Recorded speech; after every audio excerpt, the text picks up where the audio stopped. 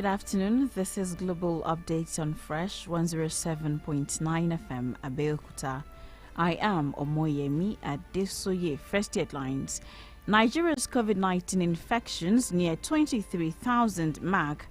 Governor Obaseki wins PDP governorship primary election in Edo. On the foreign scene, U.S. state halts reopenings as new cases soar.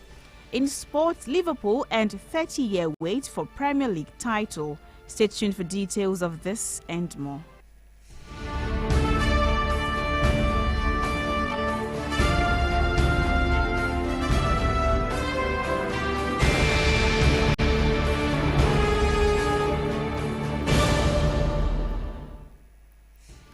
And now the news in detail.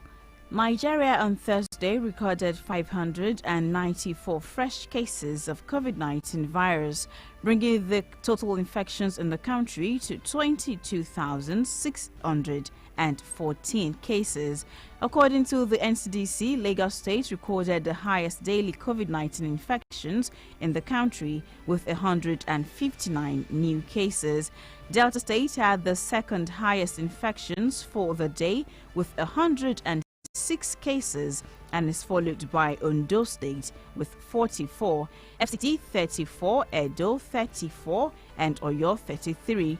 Other states with fresh cases of the virus are Kaduna with 33, Enugu 28, Katsina 25, Imo 22, Adamawa 15, Ogun 12, Osun 11, Abia 8 and Rivers 6. The remaining states with new COVID-19 cases are Nasarawa, Bauchi and Niger with 5 cases each, Kebbi 4, Ekiti 3, Plateau and Taraba with 1 case each. Of the number of total infections in the country, 7,822 have been discharged with 549 deaths recorded. The Presidential Task Force on COVID-19 has announced a timeline for reopening of airports for local flights, with a test flight from Abuja to Lagos scheduled for Saturday, June 27. At the news briefing by the task force, the DG of the Nigeria Civil Aviation Authority, Musa Nuhu, says most of the challenges delaying the reopening of the airport have now been addressed. I'd like to report that we've had significant progress in the readiness of some of the gaps as the dry run test of both Lagos and Abuja and Abuja airports coming up this Saturday. After that, we will announce a date of restart shortly, sometime next week.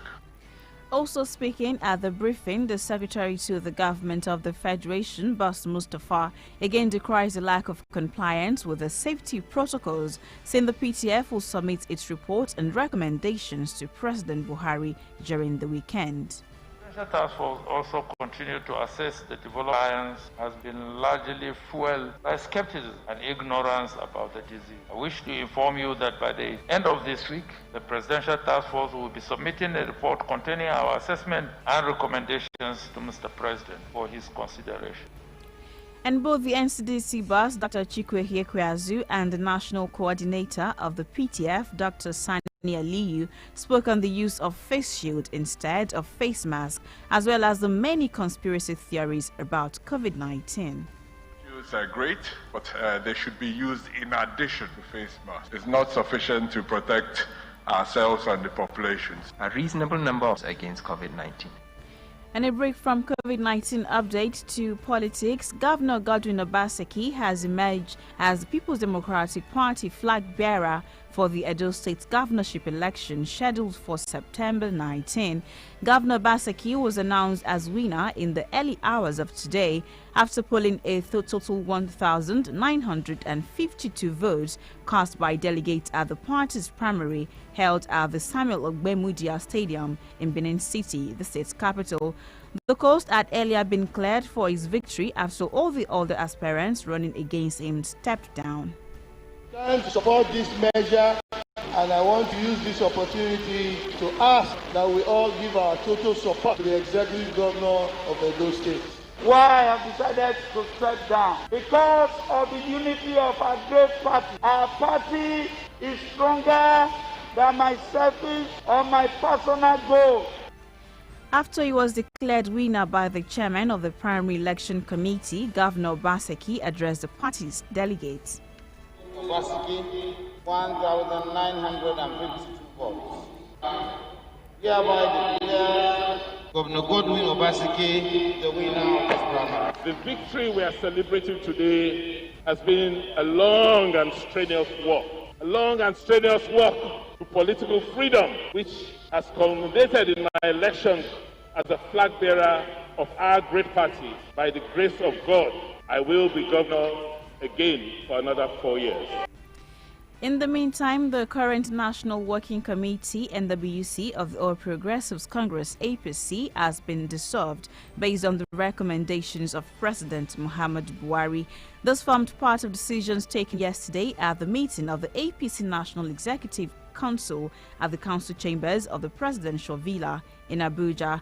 The president also called for the immediate suspension of all pending litigations involving the party and its members, as well as the ratification of the party's governorship primary election recently conducted in Edo State. Time to get our acts together and ensure that we are united and not working at cross purposes. In this regard, it is important to discontinue all litigations involving members of the party,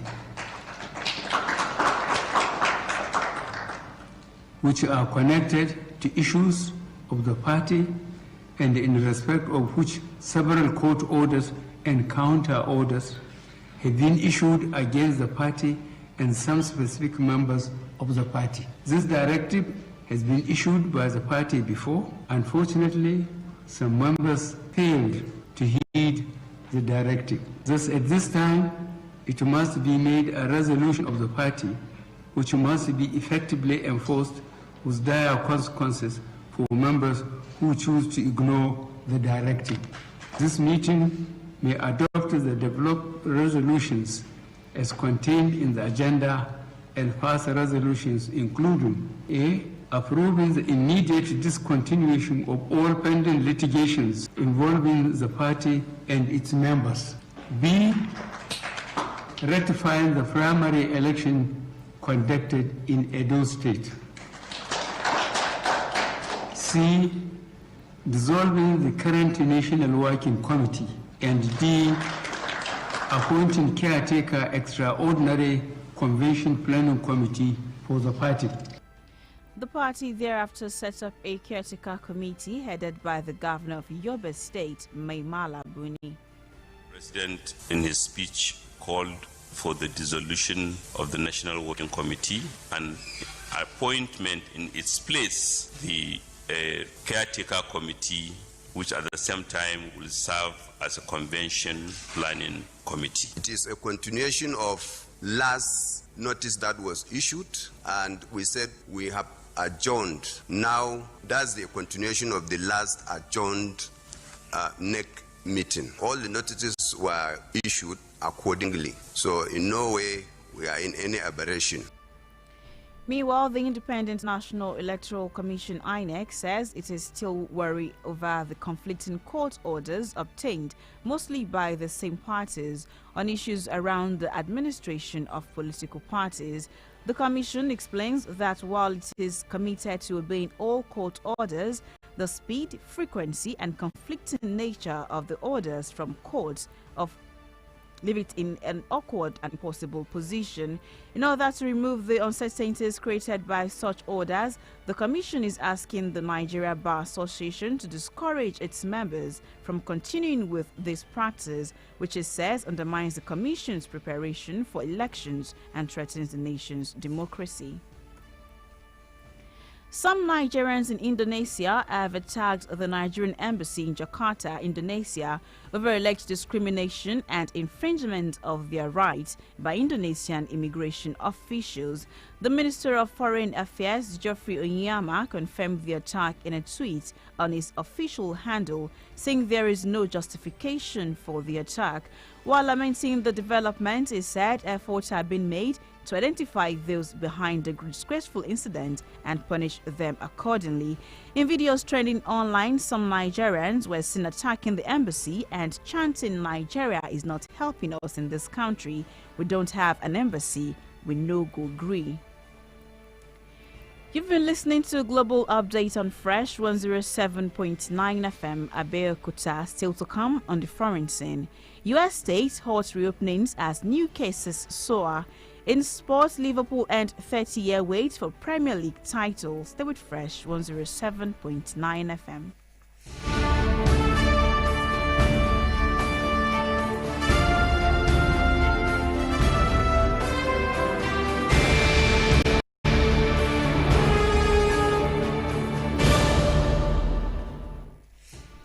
So glad to know you're still there. Now to the rest of the news. Kenyan police have killed 3 people when a crowd of motorcycle taxi drivers protested against the arrest of a colleague for ignoring coronavirus restrictions. In a statement, the police said they shot at the crowd in the western city of Lesos after clashes. The police have ordered the arrest of the officers involved. Kenyan police face increasing scrutiny over accusations they're excessively enforcing the coronavirus restrictions. Texas has altered steps to reopen its economy after a sharp rise in coronavirus cases that threatens to undo earlier efforts to cure the disease. The number of new coronavirus infections is approaching record daily levels in the United States, with more than 35,500 cases recorded in the past 24 hours. The U.S. death toll is over 121,000, by far the world's highest. And in business news, the Federal Reserve has warned that America's biggest banks could be hit by losses of up to $700 billion in a severe downturn due to the pandemic. The U.S. Central Bank said it would require firms to keep money on hand to guard against the risk. The Fed said it was barring share repurchases and limiting dividend payments until at least October. Although banks have been a source of strength so far, officials warned of a high degree of uncertainty. On the entertainment scene, a government roadmap for the return of live theatre and music has been met with calls for financial support and the timetable for reopening, with many dismissing the plan as inadequate. The 5-step roadmap did not come with dates or monetary help attached. Actors Union Equity said without investment to save jobs and venues, such guidance will be meaningless. Birmingham Ipon Drum and UK Theatre head Fiona Allen said it was of no practical benefit without a time scale. Venues have been shut since March, with many warning that they will go out of business in the coming month without support. And in the world of sport, Liverpool's 30-year wait for a top-flight title is over after Man City lost 2-1 at Chelsea to confirm the Reds as Premier League champions. Jurgen Klopp's side needed one victory to seal the league, but City's failure to win means they cannot be caught. It is Liverpool's 19th top-flight title and their first since 1989-1999 season. Despite being urged to stay home by the city's metro mayor because of coronavirus, thousands of fans gathered at Anfield to celebrate. Many of the supporters who congregated at the club's ground wore face masks and some lit flares.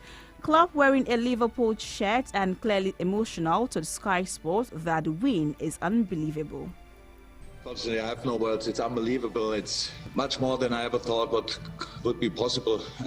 Becoming chairman with this club is absolutely incredible. Who had to wait a long time, and now it's for all, because this all is built on your soul. It is easy for me to motivate the team because of our great history, and so it's just it's unbelievable. Before we end the global update on Fresh 107.9 FM Abeokuta, here's a recap of the main stories.